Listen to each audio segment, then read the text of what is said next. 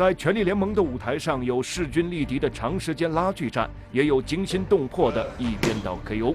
不过如闪电般一回合击倒并不多见，但拳击就是这样，在这个舞台上，没有什么不可能。蓝角是来自新疆的阿里木乌首尔。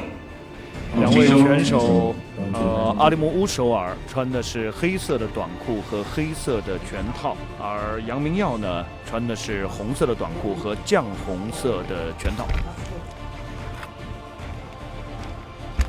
轻量级的比赛135磅，这两个选手，这个级别上面应该是要兼具力量和速度感的。好的，第一个回合。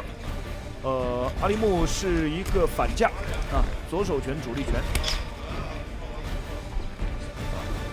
再往他的主力手这一侧再绕再帮他的后手拳呢再找角度，对，环绕步向左侧绕，给左手找角度。好的，不错力量感不错。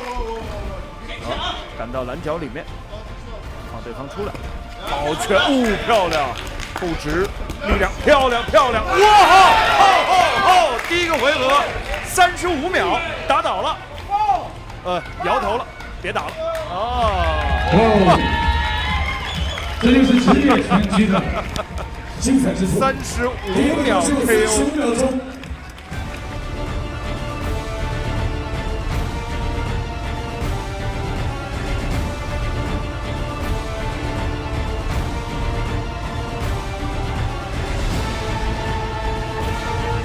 也就是3个，这也是一个经验吧，当做一次经验嘛。